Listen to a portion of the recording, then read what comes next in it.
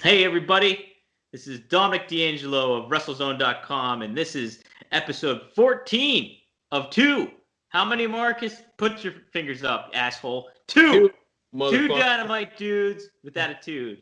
Marcus has his cat, named after Luna Vachon, on his lap, and Yes. he is my degenerate brother joining me yet again for another fine episode this week to discuss the ongoings of this last week's Dynamite. Marcus, how are you doing today?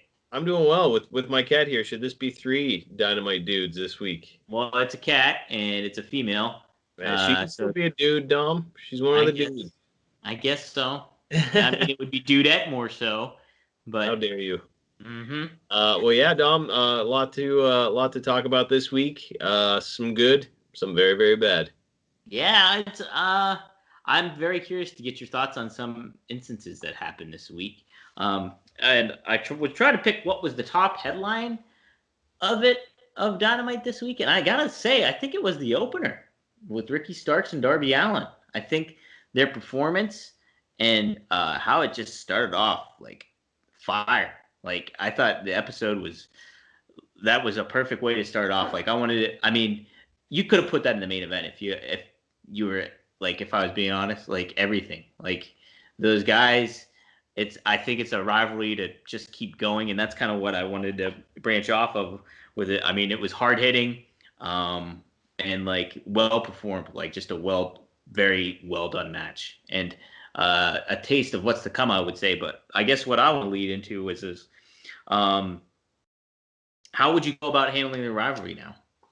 Well, let me just say, when I started watching Dynamite, my wife was in the living room with me. And as I've mentioned on this program before, she'll watch, and she does not follow wrestling, but she'll watch when she happens to be in the same room, and she asks questions and notices things herself. And so one of the things I said to her right out of the gate was, if AEW is doing this correctly, then Ricky Starks is going to win this match because he's still newish to the promotion, and it would mean more for him to get a win than it would mean for Darby Allin to get a win at this point. Our Darby Allin he's established and he's fine. Now you got to establish some of your new talent. So I thought the match itself was great. I thought they put the wrong guy over. That was my only issue with it. From here, I hope they continue to feud. That kind of sort of felt like a blow off. And I hope that it's not. Yeah, it's they've got to continue the feud, but if they do continue the feud, they kind of mess it up because they're doing it a little bit backwards, right? Because the heel is supposed to go over maybe twice, first time by like a fluky type pin win, second time by like cheating, and then like third time is the blow off and the baby face goes over. That's the usual formula. So I don't like the fact that they kind of are doing it backwards. And who knows, maybe they're setting a new mold, but it kind of felt like they didn't know what they were doing. Uh I I think I'm gonna disagree with you on it. Like I understand wanting to. I think Ricky Starks got over fine even in the loss, and I will say it because of this. I don't think Darby is fully established yet. Like they to this juncture, he's kind of been thrown back and forth, like literally and figuratively. And he fought Cody to like that draw, or what was it, an almost draw? I can't. No, didn't he draw with Cody? It was a draw. It Yeah. was a draw. So that they established him early on, and if they kept that pace with him, I would agree with you. But they kind of I don't want to say they cooled off on him, but they didn't. They bounced him back and forth since then, it seems. So I mean, and he's got I mean, like he's been in fight.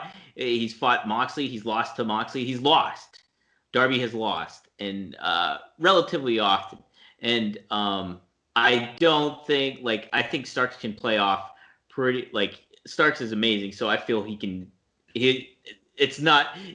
It didn't really matter who won and lost this one. I think what matters is the follow up with it, and that's kind of where I'm curious of where it should go now. I almost feel something that WWE rightfully gets a lot of criticism for is how they overkill rivalries, especially nowadays.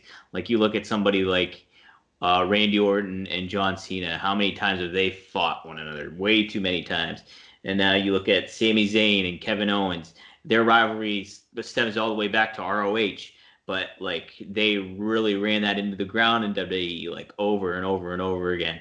And so I think it's what's the tough thing in today's world is to try to find and maybe it might not be so tough because like you just go back to the basics of wrestling is making that rivalry grow throughout time, and I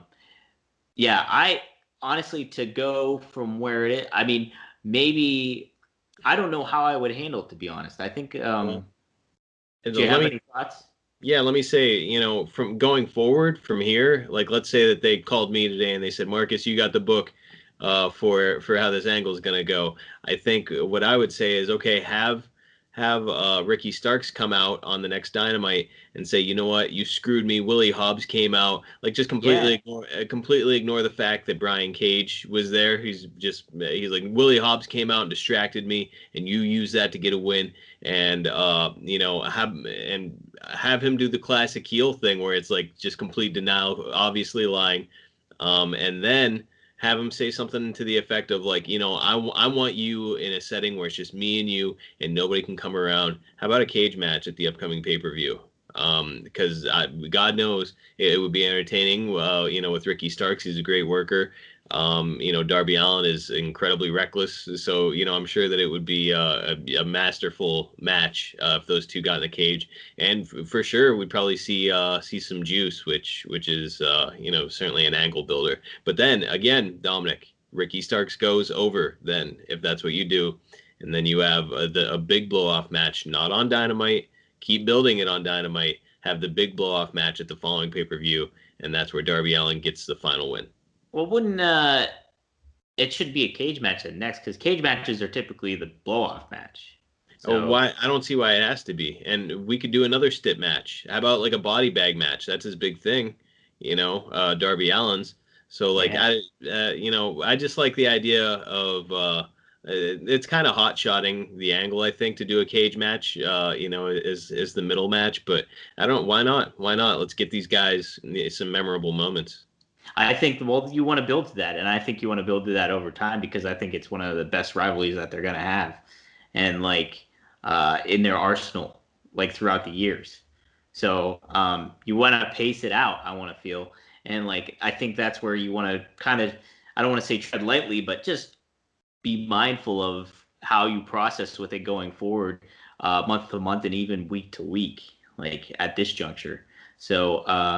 I want to see maybe Starks. This is how I would maybe do it. I would do a match of some sort. Starks, you're right. Starks would win, but then that somehow that rivalry cools off. Whether somebody attacks Darby, something like that, but Starks has that to hang over him for a really long time, like that win. And maybe the win that he gets is like a little bit more definitive and like. How he can just rub it in anyway. And maybe it doesn't have to. It can be underhanded, and Ricky Starks just spins it the way he wants to. Sure. So, and I don't know necessarily that Darby Allin has to go over in the third match either. You don't? No, you don't necessarily. I really see. I see a blooming star in Ricky Starks, and why not start angling toward him being the top heel in the company? I'd probably start with it now. Let's build toward a feud with him and Moxley. I think, though, that being said, I think you want to pace that out, too, because I think what's so fun about wrestling, and James Storm and I talked about this in an interview earlier this week, is get your shit over, Dylan. You get my shit over. I know. Get your shit in. I interviewed James Storm this week. It was awesome. He's one of my favorites. But he was talking about how there's not tiers as much in wrestling anymore as there used to be. Because, like, you had somebody start off, you think a good example, a perfect example is like Bret Hart. He goes through the 80s, the early 80s with his tag team, like starting off with Jim Neidhart and the early stuff, then working their ways with the British Bulldogs, finally getting on the wrestling card, Intercontinental title. You want to see that journey, and you want to see that, I think, happen. The levels are there for Ricky Starks and Darby Allin. and they've already, like, Darby's already had his title shot, but it doesn't necessarily mean that he's got to be put to that level at that point. You want to see that journey build and build and build over time. So I would pace it out, because I think that's the most enjoyable part about wrestling, is seeing that growth of stars. And you have those two guys in Ricky Starks and Darby Allin. Well, in that case, how about Ricky Starks wins the next two matches and then starts a program with new TNT champion Cody, or newly recrowned champion Cody. There's a lot of places to go. I'm seeing a ladder match possibility there.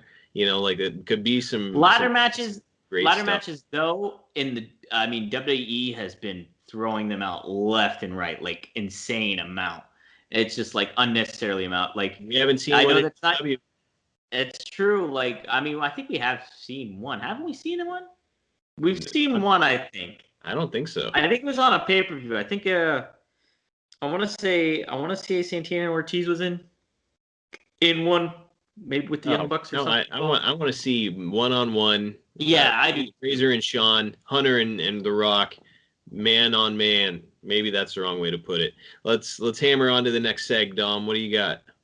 Well, you throw this one open. Luckily, you said this, because I forgot to write this one down. Is Cody's promo, and like the follow up to the dog collar match. It's gonna happen next week. I can't believe it's gonna be. I thought it was gonna be built towards later on, but we're having it next week. What are your thoughts on all that? It seems silly to do it on free TV. This is very WCW-esque in a not good way, where they're just like giving away what would be marquee matches. Now, obviously, like the Hogan Goldberg thing, that's the exception. That's not an exception. That was a big mistake, I think, on WCW's part. Nope. Yeah. They were in front of a massive crowd. It was such a spectacle, Dom, that I can see the long-term dividends paying off. Did it though? Did it? Because sure. WCW. Right. I don't think Dominic, so. Just like me, Dominic, you saw all the Goldberg merchandise following him becoming the world heavyweight champion. You saw it all over the place. Every Kmart and Walmart we walked into, you saw Goldberg's face. You would still get all that if you booked it on pay-per-view. I think that they made $9 million in 1 week following that, Dom. If my timelines are correct, they did a lot with that. So I disagree. But that being said, Dom, how about Goldberg versus Scott Hall as a pay-per-view as opposed to on live television? Goldberg versus the Giant would be a massive spectacle on pay-per-view, and that's kind of what they're doing here now is a dog collar match. It's a fun stipulation match that we haven't seen yet. It's two guys like Cody, in theory, should want nothing to do with this match because he got squashed by this guy when there wasn't a damn chain around his neck. Yeah. So like this is it would make me want to buy the pay-per-view, but they're not putting it on pay-per-view, and I think it's a missed opportunity. Why not get him in a dog collar match with one of Brodie's cronies if you want to put it on live TV? Yeah, but I wouldn't want to I wouldn't want to put in a dog collar match if you're going to plan to do one with Brodie down the line. Like that just seems have Cody lazy. Have Cody absolutely whoop on this guy with the dog collar match and say the same thing's going to happen to you, Brodie. It's I don't know. I think that there's a lot of ways to go about it, and the way that they're doing it is not it. So I think that's a mistake. That being said, I'm excited to see a dog collar match with Cody and Brodie. So yeah. We kind of win. AEW though, it's not winning in their decision making. But I love the angle. I love the feud. What about the promo? I thought it was good.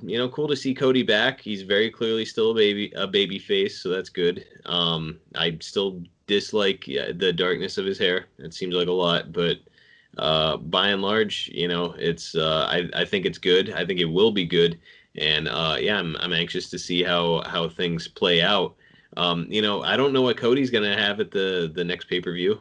I don't know what Brodie's gonna have at the next pay-per-view. Well, maybe this match won't. Something will happen, where it's almost like FTR did to us, last week, where they teased the match and didn't happen. I hope so, but I don't think so. I feel like Tony Khan's got a lot of great ideas and stuff that he wants to get out there, and he's not building properly, and he's not letting them play out properly. Well, that's what has been our complaint ongoing, is like the short short week-to-week aspects in regards to long-term. Long-term makes more sense than the week-to-week details sometimes do with AEW. And nothing can be said more to that than how they've been handling the Young Bucks and what's been that whole situation. Marcus, I was just like, what the hell is this? Like, I get like you wanna if you do make them heels, I mean I guess make them heels, but like why the hell like if they're kicking Tony Schiavone, Ooh, that got some go home heat with me. like I mean you're getting them over as heels, but it's like I don't know, it's just it did not fit with me. It did not vibe or gel with me. Like I thought I just didn't get it, and I was just like, all right, Alex Marvez, he's not Tony Schiavone, but Tony Schiavone's Tony, a face that we're familiar with, and that's on there week to week. Like the repercussions for the Young Bucks they should be suspended. Like they should even obviously from a storyline perspective, they should be gone for like a long time. I don't know. From a storyline perspective, they're Eric Bischoff in WCW, right? The executive vice president. That I believe that was his title or something. I guess of so. that Yeah, nature. yeah. So they kind of have free reign to do what they want. As far as like point of no return for me. Like I love Tony Schiavone. So like I don't care if they come back as baby faces. It's gonna be very hard for me to root for them because you're taking a very beloved character and doing something awful to them. That being said, Kane did set JR on fire one time, so I don't know. Maybe they can come back from that. Yeah, but was Kane ever the same though? Like I think Kane's trajectory from then on like wasn't as engaging of a character as a heel dom, that's a very engaging thing to do to another human. I guess so. Yeah. So no, he did fine and he bounced back from it. But I don't know. There's something about like their smarmy smugness and the fact that they hit Tony. It's go home heat with me at this point. Well, I think they're supposed to be that. I think that's. I mean, at this point, like, how do you root for those guys? Well, then they shot themselves in the ass with the inevitable FTR angle. So let's see what else they do. I mean, when was the last time they even had a match? It feels like it's been weeks now. Yeah, it has been weeks. Well, let's make note too. Past 2 weeks, Nick Jackson hasn't been on camera. Like, yeah, it's just been Matt. So who knows? Like, there could be some sort of COVID situation going on. Who knows? Like, why is some talent on there and some not? Like, he could be quarantining right now for all we know. So when they kicked Schiavone, there were 2 feet that came up, so it must have been like Brand Cutler or somebody put on a boot and threw the Was kick. it 2 feet? Because I'm like, go back and watch it because I watched it twice because I couldn't believe it. I was sort of like distracted at the time. I was like, did they just fucking kick Tony? Yeah. And so I rewound it, and yeah, I was hot. Yeah, I did not get it. And yeah. And what didn't it seem too after that, like FTR were kind of faces after that, like in a little bit of that promo afterwards, like when it all happened, they're like, because they're kind of like, hey, come after us if you're going to kick somebody. And then the next segment, they have that match and they're heels. They're just total heels. Yeah, so, I mean, certainly by comparison, yeah, it's less heelish. So I don't know. And, it's this.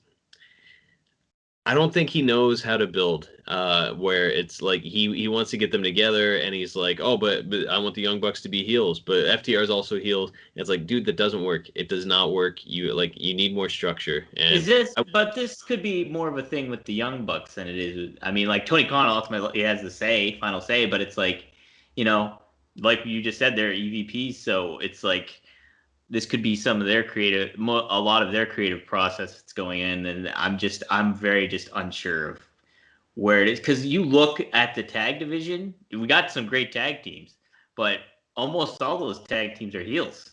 Like, yes. SCU's not. SCU's baby faces. Private Jumbo Party, Express, Jurassic Express, Private Party, but like that's kind of it, right? Is there any more? Like, can you think of any? Oh, Best Friends, but yeah, that's about it. That's it. Like you can make the argument that a lot of your best tag teams are on the heelish side. So yeah. You have the Young Bucks, and you have FTR, you have Santana Ortiz, you have who am I missing? There's another big Lucha Brothers, Yeah. Butcher and Blade. Butcher and Blade. Yeah. Yeah. Well, and let me say, FTR is very clearly, in my opinion, the best tag team there. They again, great match between them and SCU. It's a bunch of guys that are seasoned as far as their ring experience. Frankie Kazarian is a perfect matchup with them. Scorpio Sky, he's got the great blend of finesse and actual in-ring ability. So it was a really cool match to watch. Great match. And Hangman Page was out on commentary. Dom, do you have anything to say about that before I go into my thing? Let me think about that, because it didn't really do anything either way for me. Like, I'm just like, I thought he was fine on it, but I also didn't think I was also thinking like there needs to be what's going on exactly. Like, it kind of just left me with more questions and answers or everything. I guess that's kind of how I left with. Well, okay, what are your thoughts? Because this was a note you wanted to make. Well, yeah, I mean, first of all, it just felt weird. Like, why? What's he doing out there? Is he there on for FTR? So I don't know. There's a little intrigue there where it's like, is he looking at FTR? Like, maybe thinking about joining them. So there's like when James Bond would drink, it was cool. When Stone Cold would drink, it was cool. When Hangman Page is drinking, it's like an alcoholic at the local Moose Club. Like, it was like right on the verge of depressing. Like, at one point, he made a point of saying he was like, "Oh, SCU, that's who we beat for the titles." It's like, dude, I feel like I've had this conversation with a drunk guy at a bar at one point. Like, that you beat SCU for the titles? He's like, yeah, that guy's in the NFL now, but I've tackled him once. when we were in middle school. It was like, so yeah, it was like bad. The part where Daniels got kicked out from ringside, and he's like, "Hey, get me a drink." Yes, he's like a drunk guy at the bar, like an annoying drunk guy at the bar. Because then, like, at one point, Taz was like, "Oh, you might need another fifth." He was like, "I do need another fifth." It's like, really? Because that's a lot of alcohol for one human. And like another fifth? Are you implying that you've already polished off 1/5 of alcohol? Like, this is not an intriguing, fun, hey, let's party drinking. This is like, you need to go to rehab drinking. And it's crazy because when it started off, Hangman drinking was pretty damn cool, because he would just come out with a beer in his hand and then just like launch over and buckshot lariat somebody, and then like go back to drinking. That was awesome. But now it's like, oh, this is kind of sad. Like, what's going on here with this guy? And also, like, let me say, there's a big difference between like drinking beer at ringside and drinking hard liquor at ringside. Like, like having a beer, it's like a social activity, right? Probably a guy. I can argue that drinking whiskey is social for me. I don't, James Storm, I asked him what his beer choice was. I don't want to spoil the interview, but he was like, "Oh, I drink whiskey."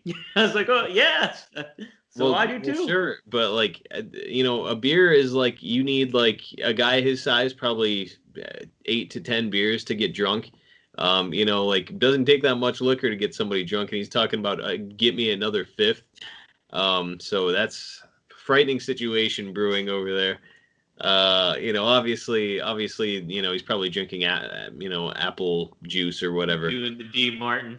Right, or he's got like some unsweetened iced tea or something like that. But man, it's like getting hard to watch on a guy who they could probably be the face of the organization if they played their cards right. So yeah, I'm not at all a fan. This whole amalgamation of like the elite and where they're going, like, it's just so murky, and it's been murky. Like, it's been played like too long, and week to week the storytelling aspects of it just have left me scratching my head more than anything else. Like, it's just like, give us some answers. We've been waiting for some answers, and things just keep getting like, where are they going with this, and where is this payoff? Because I don't see it, like, in a lot of aspects of it, like from the Young Bucks to the Hangman situation to Kenny turning heel, that could be one of the payoffs, but like they all seem to be kind of turning heel when you don't need that. Like you want, I don't know, it's weird. It's so weird. It's Yeah. one thing to have a murky situation, which is like, okay, that's intriguing for a week, maybe 2 weeks, but this has been many numerous weeks on end where it's been like, what is going on? And the angle is not playing itself out. So it's like, what are you doing? Like it's like he started to tell us a story and then he just like closed the book and he's like, and now here's this story. And it's like, what about I want to know about the other story. Yeah, yeah. So Well, I mean, we're getting some of the story of like Kenny's going into singles, and it seems that's the direction because they announced that tournament, the number one contendership tournament at Full Gear, and the 3 participants of the 8 announced as Penta, um, Kenny, and then Jungle Boy. And when that news got announced, Hangman immediately left the booth. So like obviously like Hangman, and they did explain his reasoning why he was there in the first place for the tag match was because he wants to be still in the tag division, which just is sad in itself because you're like Hangman, you've already proven yourself as an awesome single star, like, and we like you there. I like nobody really wants you to tag anymore either. I don't think, and so it's just like it just seems weird. And so, but like we have that direction. How do you? Okay, let's just go this way, Marcus. What would you do to save some of this? Like, just get Hangman back hot again and on the right direction. Like, what? How would you handle all this? start having him ignore like Kenny Omega and the Bucks, just not a part of the Elite anymore. Okay, so we're not even going to talk about it. So that's over. Stop with all the boozing. You would drop it. You would just drop him like interacting with. Like, I think you need to follow up with it somehow, though. Like, you Nope. have to tie up that loose end. You wouldn't. Nope. Let's just separate them and get them away from each other, and then have him join FTR if you want him to go heel, or if you want to make him a baby face, which I would probably recommend. Then I would have him come out and do a big save for somebody, whether it be Cody or Jungle Boy or somebody. Come out and smash Brian Cage, or just come after like a big tough guy, and establish himself as a solid baby face and like begin a feud. And let's switch to beer. Here's how you do it. Now, I don't know where you go with the Young Bucks. Like if you're leaving, I guess you want to make them heel. They're already heels. Further that that ship is sailed. Hammer that point home. Here's what I would do though. All right, this would be like say Kenny's getting the crap beat out of him in a singles competition unfairly. Something happens. 2 people interfere. Something goes down.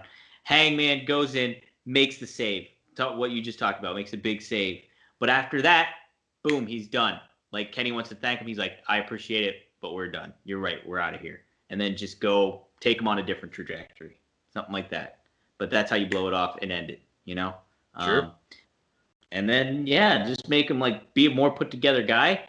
Have him go back to that thing where, okay, maybe he got a little sad and depressed, like boozing it up here and there. But now he kind of found his footing, got his footing back. Hey, he's taking a beer to the ring, drinking it, and then he's kicking somebody's ass. Like, yeah, it doesn't have to be Stone Cold style, but the way Hangman did it. So before, yep. So, yeah, that's my thoughts.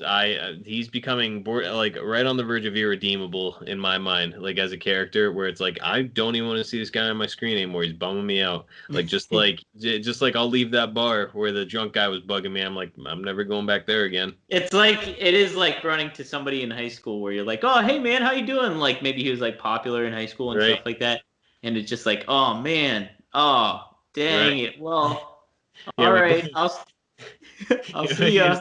He was like the cool jock in high school, and now he's just like this depressing guy. You're like, you go into a Walmart, and he's in there like wearing a smock, and he's like, yeah, it didn't really work out. And you're just like, I gotta get the fuck away from this guy. Yeah.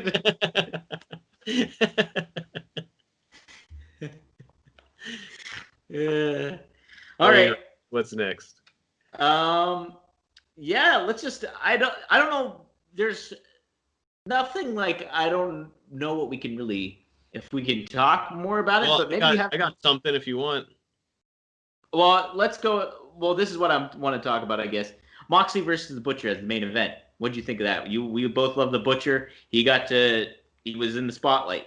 Yeah, give me your thoughts on that. Well, let me tell you, Dom, that image of the Butcher standing behind Moxley, it was just like, yes. Like, as soon Yes. as I saw that, I was like, yes. Like, because the Butcher looks like an absolute savage out there. Like, he would, like, rip you apart.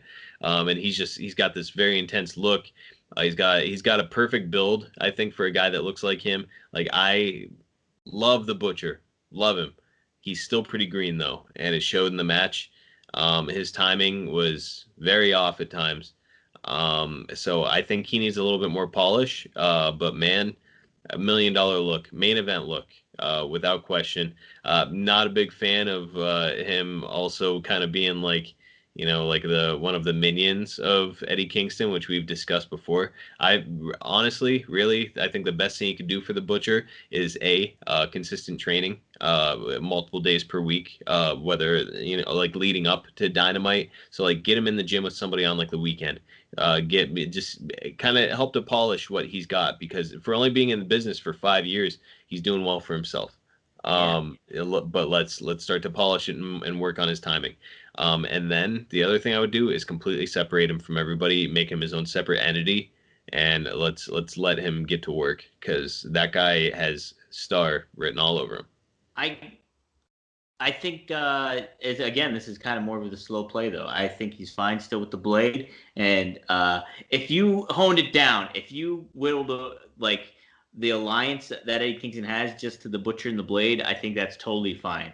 But like, you got to hone it down. I think I don't think Eddie should be spinning all these plates, so to speak, with it. But yeah, I really like the Butcher a lot, and I thought like that image of him lurking behind Moxie was awesome, and it was pretty neat because like you see that image and Eddie Kingston's talking on the mic. He's like, "You're going up against the Butcher," so it's like a boss fight, that you run into in a video game, like on a video game. That's what it is. It's like, okay, like I immediately think of like the Ninja Turtles arcade game that was on the Nintendo, where you like have to go through Bebop, Rocksteady, you go through all these guys. The Butcher's one of those guys where like you're Moxley and you're hammering away, and he starts to flash a little bit and flash until you can kind of put him out. And so I really like that. And yeah, and plus, hey, the Butcher like got some rub being in a world title match. Not everybody's in an AEW world title match, so that's pretty awesome. So like, you have that feather in your cap already if you're the Butcher, and you can just go back to that later on. And you established another talent like on Wednesday night. I feel like doing that, like another guy that you can really put your legs behind. And I think the fact that he was even in that main event tells you what they think about him too. So long term for the Butcher, he like that moment, him standing behind Moxley and like looking very intense, it had like a real Undertaker, Mankind kind of a vibe to me. And I think that's the position you put him in. I've mentioned this before. Like, he's very clearly fashioned after Bill the Butcher from Gangs of New York. Right? By Daniel Day-Lewis.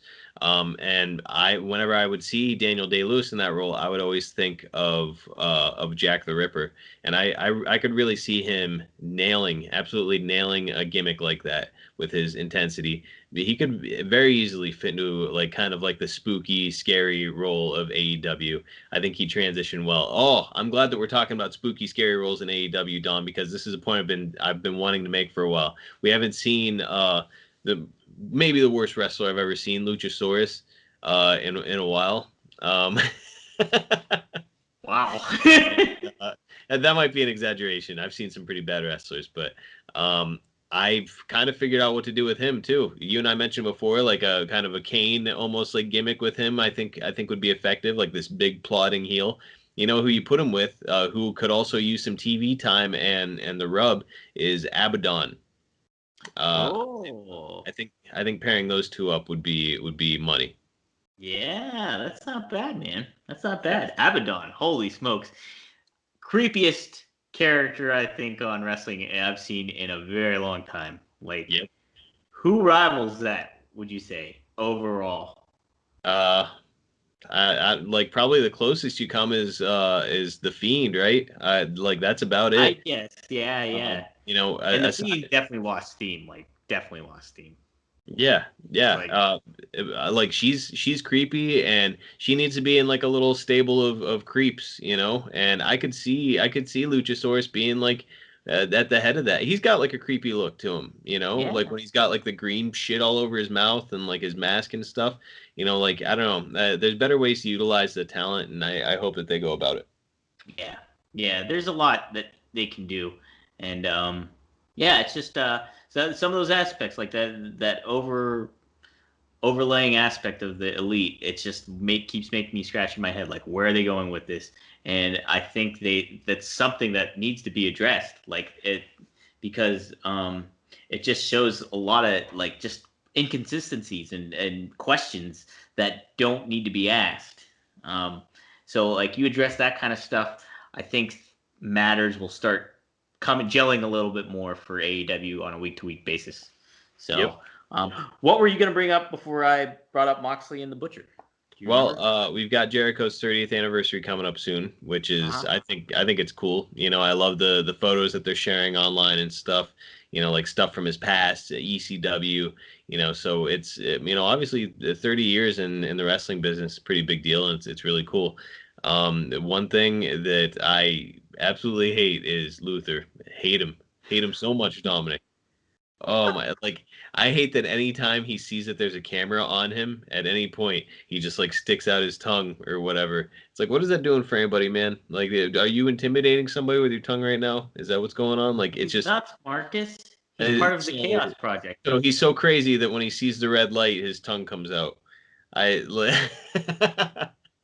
I I hate him, and he looks like a big creep. Like he looks like an Uncle Fester motherfucker with like stupid paint on his head and shit. Like I hate the way he looks, and like right Mark, now, hang there's on, so much of hatred of looks. hang on.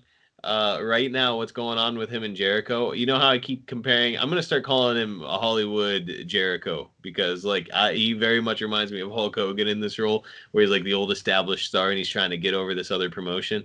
So like who? So if Jericho, so if Jericho's the Hulk Hogan in this situation, Dominic, then in your opinion, who does that make Luther? I think you see where I'm going. The Warrior? Is that what No, you're thinking? Dominic. Brutus The the fucking Yeti? barber beefcake. Right now, Yeah. right now, this is him before he turned to Hollywood and Beefcake is Zodiac or the Or the Booty Booty Man. Booty Man. Man. That's what we're seeing all over again, Dom. I get it. He trained in the dungeon. You know, he and Jericho were tight. He had a match in 1991. I just saw online. He had a match in 1991. I guess on the same date as he's going to be against Dr. Luther that he's going to be having with him. You know, it'll be the same date when he has this tag match coming up. But like, I don't give a shit about any of that. Like nobody cares about any of that except for Chris Jericho himself. Just like Hogan and you know Beefcake and Dominic. Do you remember when Hogan brought out Beefcake after he beat the Giant at Road Wild or a Hog Wild 1996? He brings him out and Beefcake's like holding a cake to celebrate and stuff, and then Hogan beats him up. And he's like, "If I'll do that to my best friend, brother, what am I gonna do to you?"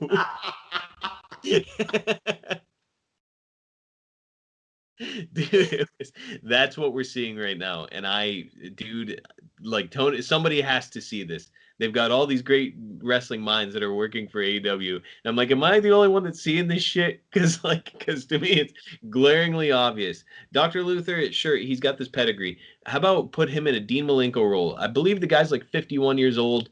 Put him in like a Dean Malenko role backstage, working with people. But even then, what are they going to get from him? He's the deathmatch master. Which, like, last time I checked, you know, AEW isn't fucking blowing people up, you know. So I can't really see a great role for him as an agent either. So I don't know. Let's turn his ass loose. Jeez. You know, Harsh words. here's the difference between him and Beefcake. Dom Beefcake actually had a good look and could probably Did work. Beefcake though?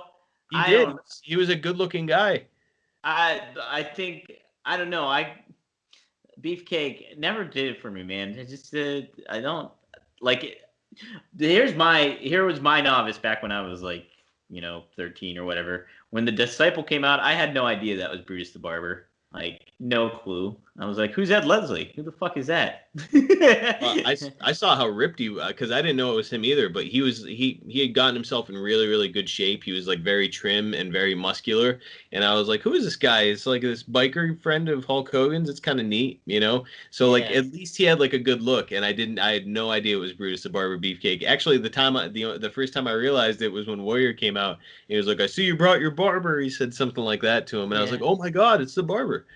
But we digress, though, Dom. Luther sucks. I dislike him. I want him out of AEW. Man, you are just scorched earth with people. Oh, Dom, here.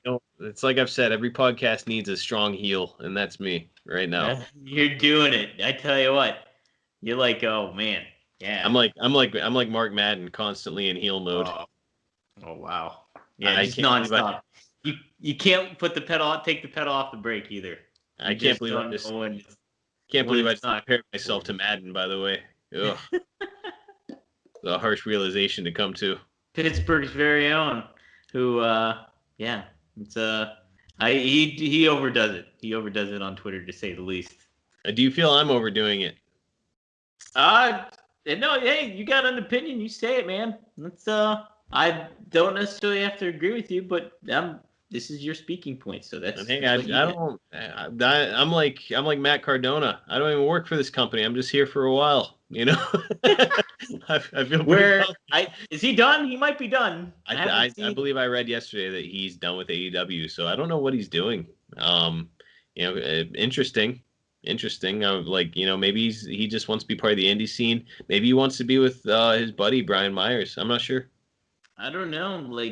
Heck, maybe he thinks that going. What would probably be a good route for him? Is go to Japan when he can. That's what I was thinking. Why not get back to Japan? Or maybe a big piece of him was holding out hope that WWE would come calling again, and so he wanted to make it kind of a negotiable, fluid contract with AEW. I don't know. I mean, his fiance works for WWE still. Yeah, I don't know, dude. It's weird situation, but heck. Wrestling's a weird situation right now, so. Yes, it is. Who knows? Man, not a lot of spots for people. I think we're kind of learning that in AEW too. Is like, their roster is very big, and it's tough competition, for people to get on there. So we didn't mention this. What we did briefly touch upon this is Will Hobbs, and next week it's going to be Will Hobbs and Brian Cage for the FTW title. A moment to put another guy on the map a little bit here. Brian Cage is not. This might be his first FTW title defense, or did he defend it against? He defended against Darby or something, didn't he once?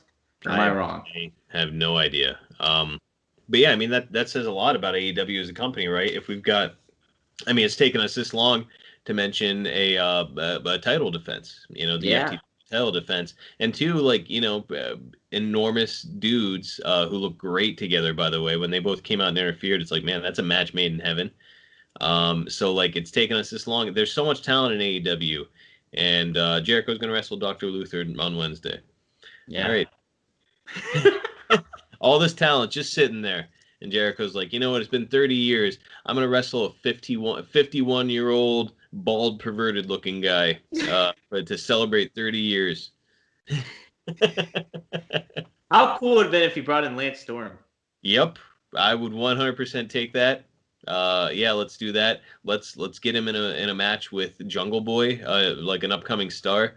There's so many incredibly smart and fun and cool ways you could go about it. And he's like, let's just get this chubby guy off the street and I'll wrestle him in there. Well, I met this guy at 7-Eleven. I think I'm gonna wrestle him. Well, we have somebody who won't be wrestling. Will be MJF, because they did a little bit of an angle where he goes in their dressing room and presents everybody with coats except Sammy Guevara. What do you think of all this, and where do you think they're going with it? I thought anytime those two are on the screen together, them being Jericho and MJF, I think it's pretty magnetic. So I liked it. I thought it was good. I thought it was kind of funny that they cut Sammy out, and then at the end, Sammy goes to talk some shit, and then Jericho's like, "Yeah, I like him." Yeah, So I thought yeah. that was cool. Where I'm hoping they go, and this might blow your mind a little bit. Jericho, like it or not, 30 years in the business, they're doing a big celebration for him. If there were live crowds there, they'd be cheering him, and Yeah. they're singing along with his entrance and stuff. I think it's time to turn him baby, and I think that a good way to go about doing that is how about tease MJF joining the Inner Circle, and then the Inner Circle beats the crap out of Chris Jericho. On 30th, that wouldn't be bad, man. Yep, and then MJF is the new leader of the Inner Circle. That's pretty good. That's pretty good. I'm not against that. That's where I'd take the angle. It's not what they're gonna do, I'm sure. But yeah, that's where I'd like to see it go.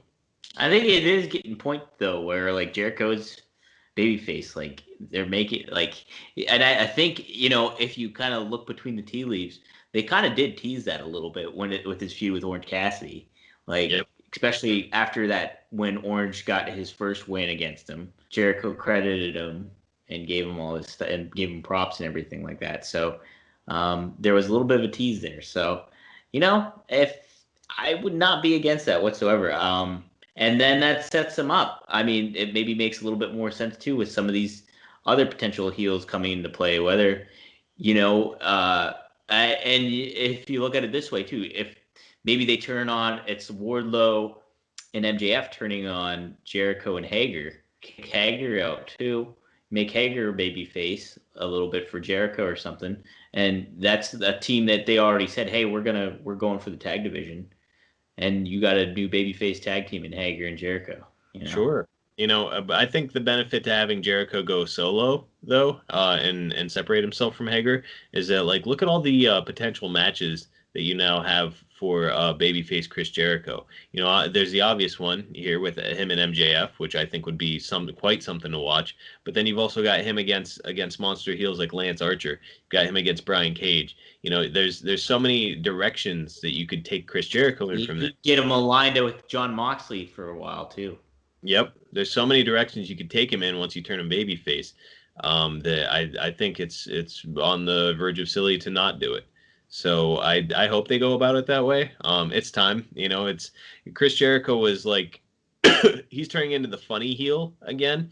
And when you do that, you get yourself over as a babyface, which is sort of what happened to him in WWF, right? Where he was like the smarmy heel and he was talking about Stephanie's fake boobs and stuff, and next thing you know, he's a babyface. So I think that's kind of the direction that I would like to see them going in. Yeah, it's gonna be. I think it's inevitable. Like you're gonna get them to that point. So it's just a matter of when it's gonna happen. I think so. So I think we pretty much ran through everything. Is there anything else that really stood out to you for Dynamite this week? Trying to think what other matches they announced for next week too, offhand. We mentioned the dog collar, FTW title match. I want to say that the women's title is on the line, or not on the line, but I thought there was a match going on there. I don't know. Yeah, should be an interesting. I think they're building up to next week pretty well for the most part, and overall, what'd you think of it? Yeah, let's do your Marcus's Meltzer rating. What do you give it here? Yeah, well, before I get there, let me say I think we can expect to see the return of Lance Archer next week. Is that next week though?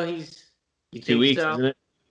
I think it's getting there at least. Has it? Yeah, I guess it would be 2 weeks. They might wait another week till he's actually gonna come back for that match. Be on the safe side, maybe not a bad idea. Yeah. But yeah, so I mean, let's be on the lookout for him possibly. As far as my my Marcus Meltzer rating, this time around, Dom, I'm going 4.6. That low. Yep, it was. Out of 10. Yeah, the high point of the entire program was the opener, Darby Allin and Ricky Starks. Aside from that, there were a couple flashes of good stuff. I mean, you know how I feel about FTR and their match with FCU. I thought was well done. But yeah, it's, aside from that, Dominic, I thought everything was mediocre at best. Great segment with Cody. I like Cody a lot, so maybe I'm being biased here. But no, I think this was not their best program. And I don't know, maybe I came out a little bit jaded following the Dr. Luther experience and the Hangman Page thing. Both left. Tony Schiavone. Yep, all that stuff left a really bad taste in my mouth, and probably it had me in the like I'm kind of overwatching this phase for the rest of it. Yeah. But I thought it was better than that.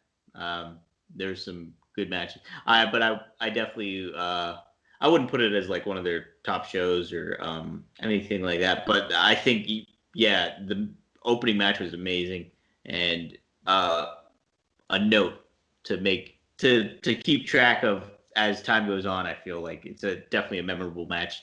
And man, just some of that stuff that they did in that match is really cool. Like that turnaround spear moment that they had, where like Ricky caught him midair in the spear and stuff. That was awesome. Like awesome stuff. That coffin drop was rock solid too. Like to finish it. Great coffin drop. Let me also say I liked Chris Jericho's finish against Isaiah.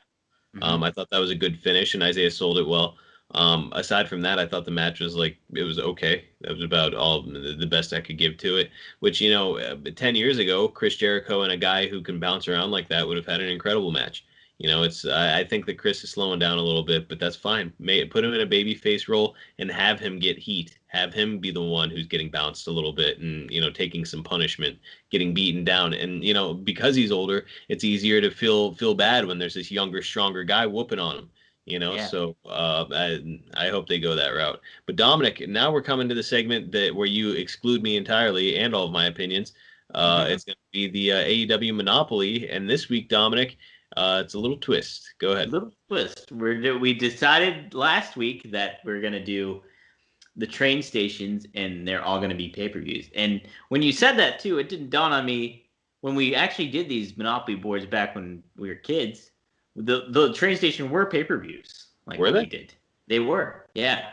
So, like for the WAF ones, we had Royal Rumble, Survivor Series, SummerSlam, and WrestleMania. I think those were our 4 spots. So, I can't believe we left out King of the Ring, Dom. Did we? Maybe we didn't. I don't. Well, I mean, you have your 4 major shows. I loved King of the Ring though. Yeah, King of the Ring was awesome. Yeah. But so like. Looking at what the shows AEW has, provided this to be some of which ones would I include on this? It was kind of the question. So these are the ones I'm going to go with. So, I should probably pull up the train stations real quick because it's hard to keep track of what those ones were. Monopoly, train stations. Marcus, how do they follow you on Twitter? If you want to follow me on Twitter, you can look me up at Marcus P, as in Paul D'Angelo. Check me out there. I feel like I'm getting more interesting, Dom. Every once in a while, I'll put an opinion out there. A lot of times, I'll catch myself beginning to put out an opinion, and I'm just like, nah, not doing it. Don't feel like hearing anything about it. So I think I'm gonna get better about that. Obviously, I can be a polarizing heel on this. So why not be a polarizing heel? In my personal life as well. Why not? If maybe people call you out, shame you, and then you have that to look forward on your timeline for the rest of your days. Absolutely. I got shamed by the Retribution the one day. Did you see that? No, what'd they say to you? They corrected me at my I was making fun of the one guy because he was writing in that it's called hell font or something where it's all disheveled and stuff. Yes. And I was like, you need to stop doing this because this is worse to read than Cam Newton's Instagram. But my autocorrect, instead of Cam Newton, made it Can Newton. And so I got lambasted by Retribution. All of them. Well, 2 of their members got me. And I had very little retort because what can you do when you spell something wrong? Not T-Bar. Did he get you? T-Bar got me. T-Bar got me. Mace got me. Those guys really let me have it. Mace seemed pretty good. hey, you're in good company though, because T-Bar got Eric Bischoff as well. I saw. Yeah, he gets a lot. He got Jericho too. Tough. I'll tell you what, he's guy's good on the Twitter. He's good on the tweeting. All right, so I have the railroads here. So we're gonna start off with the first railroad that goes when you start on the board, and that's Reading Railroad. That will just be it's gonna be Full Gear. Seems simple enough. Full Gear. Then we have Pennsylvania Railroad, which is the next stop in between free parking and go to jail or in jail. That will be Fight for the Fallen. And then the next board on there is B&O Railroad. That's going to be Double or Nothing. So, kind of makes sense for that one. And then the final one, obviously, All Out. All Out really stemmed from All In, which really laid the groundwork for it. It's in September. So we just had that one. So it's like it's a really big footnote moment for AEW as far as their yearly calendar goes. You can definitely make an argument for what pay-per-view is bigger in between Double or Nothing and All Out, but I think that's good enough reasoning to put that final piece on that top property side of the board. So absolutely. Here's a question, Dom, is if we actually make this board afterwards, which I don't think we're going to be drawing with colored pencils as we did when we were kids, probably be using Photoshop, Illustrator, something like that to make this. If we do, how long will it take before we get sued? Well, we can't sell it, Marcus, so I think as long as we don't sell it, we'll be okay. Can we somehow make it available to our listeners, though, like for free? It's a good question. I don't know all the legalities of that, Marcus, especially since we're using two trademark properties, different trademark properties. I would recommend that you call Cody Rhodes and then call Parker Brothers and see what you can figure out. I think it's Hasbro now that owns the rights to Monopoly. Oh. Well, so you got to get in on a conference call then with Hasbro. Hey, guys. Thanks for joining. Hey, thanks for joining me today. You might not know who I am very well, but I write for WrestleZone, and I came up with a game board, and I'm stealing both your properties. How do you feel about that? Well, it's not. You're not selling pieces. You're not calling it Monopoly. I feel like. Oh yeah, right now I am. Well, but you won't be on the board. It'll be like AEW Monopoly or something. I don't know. And maybe just put it up for free and see what happens. It's free. Hey, take it. I'm not making any profit off of it. Right. All the proceeds go to nobody. It's for fun. The human fund. Right. The human fund. Well, we're doing it, folks. We're doing it for you listeners. Dominic's going to take this horrific risk. This horrific risk and just lose that. Get at least a cease and desist, and then back to normal old Dominic here. Honestly, though, that's worst case scenario. Cease and desist. Dom, how do they follow you on Twitter? You can follow me on Twitter at Dominic D'Angelo, and you can follow WrestleZone on Twitter at WrestleZone.com. We have the show is renamed. The WrestleZone Daily is now called the WrestleZone Wrap Up. And I was just on it with Robert D. Felice, who took over the hosting duties in place of Kevin Kellum yesterday. Very fun. Kevin actually was at the AAW show as a personality on there, so I'm excited to hear his feedback from that. I wished him well doing it, and it will be fun to see him back on the show. But got a lot of good interviews. Like I mentioned earlier, I interviewed James Storm. That has not been up on the feed yet, but it will be. Really excited about that one. It's good. We go over an hour and talk about a lot of different things about life and wrestling in general. He's got some great stories. He's just a funny dude. And then I just interviewed Alexander Hammerstone, which fourth time I've interviewed him. He holds my record right now for most interviews I've done with somebody. So Hammer's up there, baby. And is he getting sick of hearing your voice? Probably. I'm getting sick of hearing my voice. So, and then who else? Lavi Morgan, who wrote, fittingly enough today, with the news of President Trump getting COVID and getting flown over to the hospital there.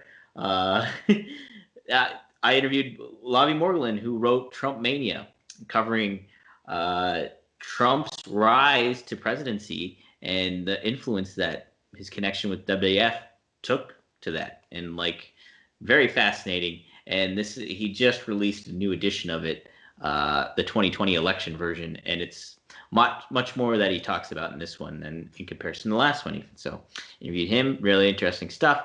We just got an interview with PJ Black, also just known as Justin Gabriel in WWE.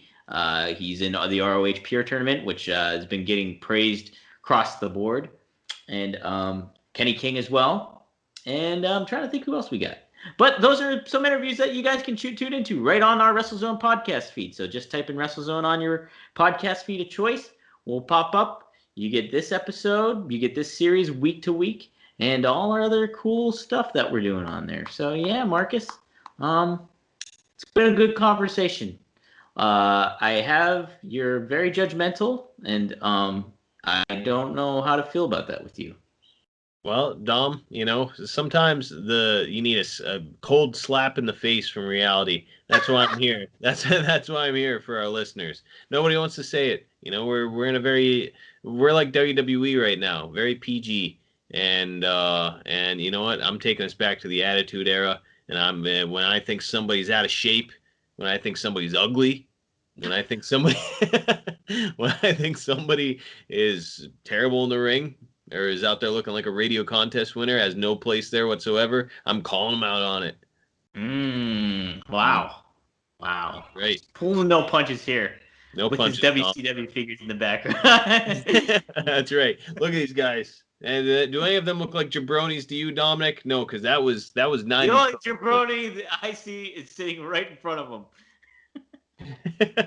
I guess Brutus the Barber Beefcake is on this Hal Haney thing, so I'll give you that. Well, there we go, everybody. Hopefully you won't see him next week. We won't have him on, but we'll see you next week. See you next week, people.